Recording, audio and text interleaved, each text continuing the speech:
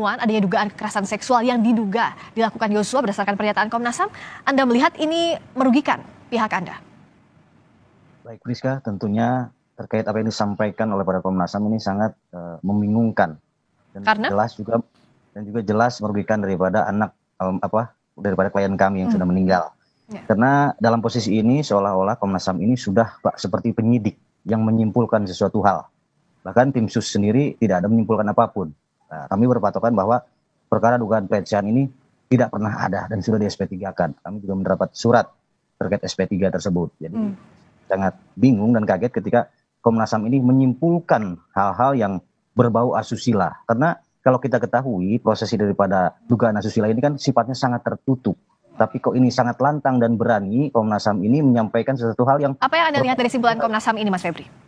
Yang saya lihat ini seolah-olah akan membuat blunder, memberikan rekomendasi kepada penyidik untuk seperti seolah membingungkan kalau penyampaiannya. Membingungkannya kenapa? Karena seolah-olah sudah menjadi seperti penyidik. Oke. Dasar apa yang digunakan Komnas HAM untuk menyimpulkan hal tersebut? Apakah Komnas HAM ini sudah memiliki laboratorium forensik untuk menguji hal tersebut? Apakah menerima hasil daripada visum et repertum?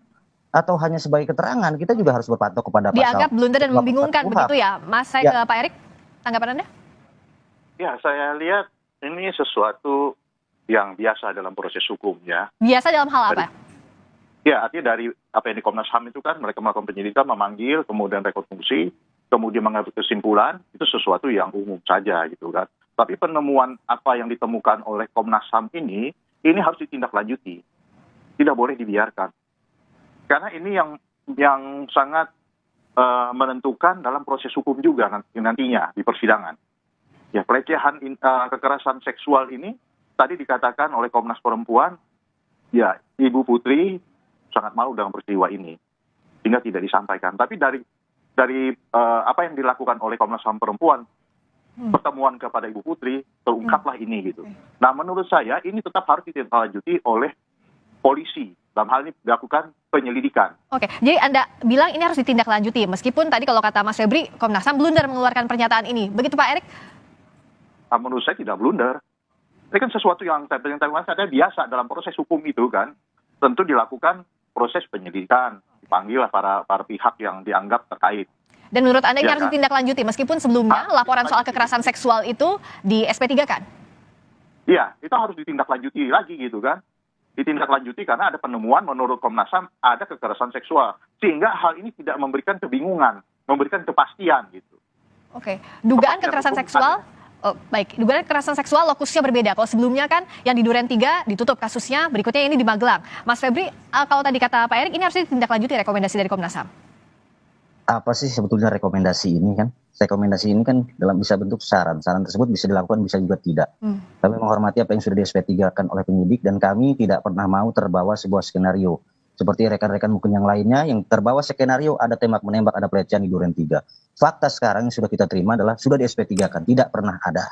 Nah, kembali tadi saya sampaikan bahwa dari mana Komnas HAM ini menguji alat bukti tersebut. Apakah Komnas HAM ini sudah memiliki laboratorium forensik untuk menguji sebuah alat bukti? Atau dari mana hasilnya? Ini jangan membingungkan masyarakat. Dari awal dibuat skenario, kita semua dibohongi, misalnya kan seluruh publik Indonesia ini dibohongi dengan skenario seolah-olah Brigadir J ini melakukan hal-hal yang sangat menjijikkan. Dan sampai hari ini itu sudah dinyatakan tidak pernah ada. SP3-nya dinyatakan tidak pernah ada. Jadi sebaiknya menurut Anda tidak ditindaklanjuti saran atau rekomendasi dari Komnas HAM yang ini? Saran dari kami ini adalah penyidik fokus untuk pembunuhan.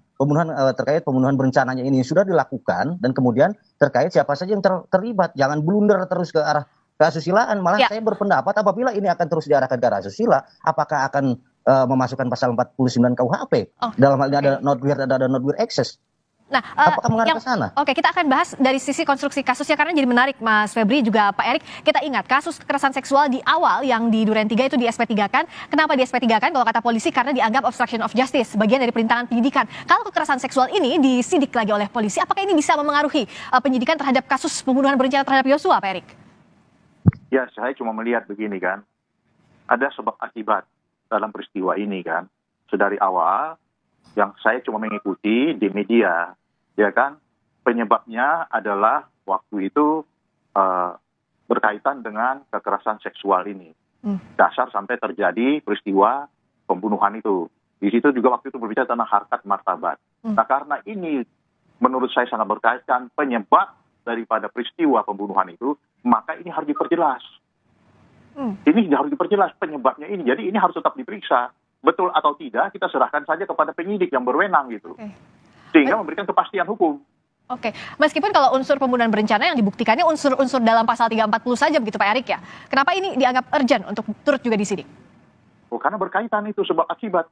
Tidak mungkin ada peristiwa, kalau menurut saya ya, tidak mungkin terjadi peristiwa pembunuhan tanpa permasalahan ini penyebabnya gitu. Maka dari waktu itu saya selalu bertanya, apa sebabnya, penyebabnya apa, ya kan? Okay. Nah, ternyata penyebabnya ini. Nah, ini harus diungkapkan.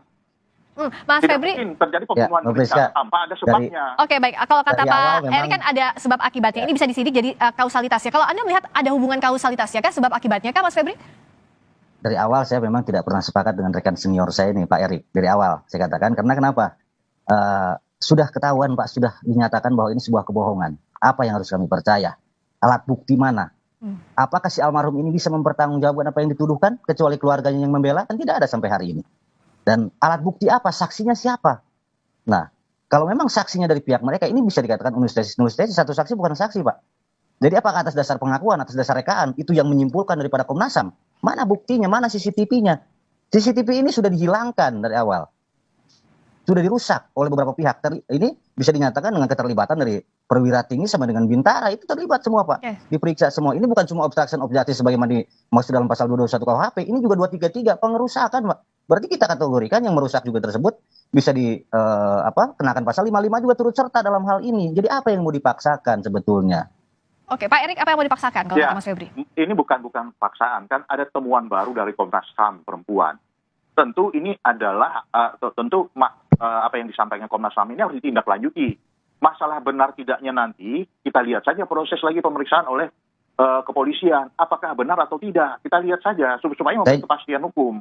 Saya ingin bertanya ke Bang Erik, apakah lazim ketika ada sesuatu kejadian ini tiba-tiba yang diundang ini lembaga independen ke Polda Metro loh Pak, yang mengakui ini LPSK awalnya, mereka diundang ke Polda Metro, Komnas HAM juga diundang, Komnas Perempuan diundang. Apakah ini sesuatu hal yang lazim seperti itu? Bukankah seseorang yang minta dilindungi ini yang datang langsung ke Komnas tersebut?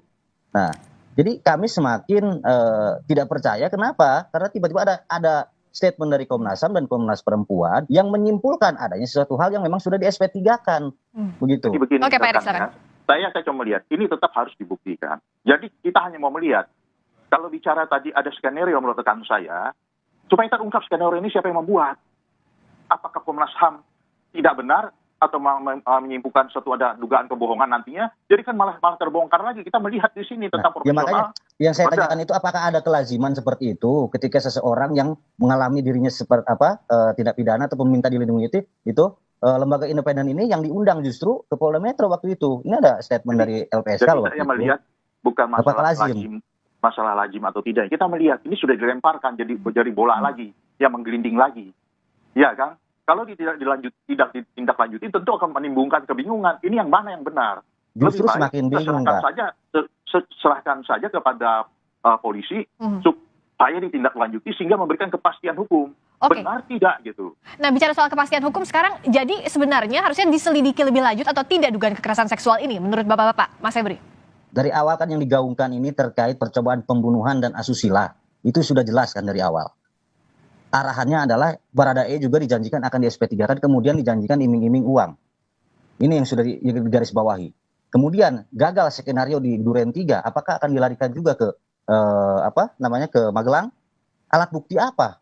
Apakah cuma hanya sebatas keterangan saksi yang menyampaikan tersebut kemudian menjadi rekomendasi disimpulkan bahwa ada kejadian tindak pidana pelecehan tersebut? Dan ketika sebelum hari naas tanggal 7, Ibu PC itu masih berkomunikasi dengan adik almarhum, memfotokan ketika almarhum itu masih menyetrika anak daripada Pak Epes dan Bu PC. Saya tanya ke Mbak Friska begini, kalau memang Mbak Friska tiba-tiba dilecehkan seperti itu, apakah Mbak Friska masih mau berbicara ataupun melihat muka seorang tersebut? Saya tidak di posisi itu. Yang pertanyaannya dan itu harus penyidikan. Ketika pulang masih bersama-sama, itu logika sederhana saja. Masih bersama-sama gitu loh. Jadi Anda intinya Mas Febri melihat ada yang janggal kalaupun ini dianggap kekerasan seksual. Dari awal. Oke, Pak Erik melihat ini hal yang janggal atau tidak? Saya pikir tidak janggal. Karena? Ini kan ada pendapat ini kan tentu mereka sudah menyampaikan sampai kesimpulan itu kan tidak tidak berdasarkan asumsi menurut saya, tidak mungkin Komnas HAM berdasarkan asumsi. Tentu mereka sudah mencari kebenaran tentang ini. Nah, masalah pembuktiannya nanti biarlah polisi yang memeriksa, memenuhi hingga alat-alat bukti itu ada tidak, iya kan? Supaya kita melihat Komnas HAM ini jujur apa tidak juga dalam bekerja, profesional atau tidak, iya kan? Menurut saya silahkan saja, jadi kita bisa menilai di sini. Oh, kalau rekomendasi Komnas HAM ini kan sifatnya tidak wajib, artinya bisa ditindaklanjuti atau tidak bergantung pada penyidik. Pak Erik melihatnya penyidik harus menindaklanjuti ini? Harus menindaklanjuti, semua memberi kepastian, karena ini kan membingungkan gitu jadinya. Iya kan? Ada SP3 kemudian muncul lagi ini. Saya hanya melihat ini untuk memberi kepastian gitu kan. Dalam peristiwa berkaitan dengan FS ini dengan Ibu Putri ini harus memberikan kepastian hukum. Sebetulnya apa sih permasalahan sehingga terjadi peristiwa ini? Oke, terakhir kalau tidak Mas, membingungkan nanti saya bilang. Sungguh membingungkan kalau tidak. Mas Febri melihatnya jadi Komnas HAM juga ada apa ini? Oke, kalau Mas Febri melihatnya untuk kepastian hukum, apakah bergantung pada pembuktian dugaan kekerasan seksual di Magelang ini? Kepastian hukum ini untuk para pihak. Utamanya kami membela kepentingan daripada anak klien kami yang sudah menjadi mayat saat ini, sudah jadi almarhum, yang selalu dan terus-terus dituduh tentang dugaan pelecehan ini. Nah, makanya kami selalu mengikuti apa yang menjadi saran Bapak Presiden kita, Bapak Presiden Jokowi dan Bapak Kapolri. Ini dilakukan secara terbuka, terang benderang dan transparan. Untuk rekonstruksi saja, kami sebagai pihak pelapor ini ditolak, tidak diizinkan untuk masuk dengan kata-kata pokoknya. Jadi saya sampaikan sampai hari ini, kata-kata pokoknya itu saya ambil kata-kata Pak Dirtipidum supaya pokoknya Ibu PC ini ditahan. Karena kenapa? Jangan sampai ada hal-hal nanti kemudian yang akan merugikan penyidikan ini. Jadi jangan membedakan ibu-ibu yang mendapatkan masalah hukum dengan Ibu PC ini. Kenapa harus ada pembeda, ada keistimewaan dengan alasan kemanusiaan? Ibu-ibu banyak loh sampai menyusui di dalam tahanan.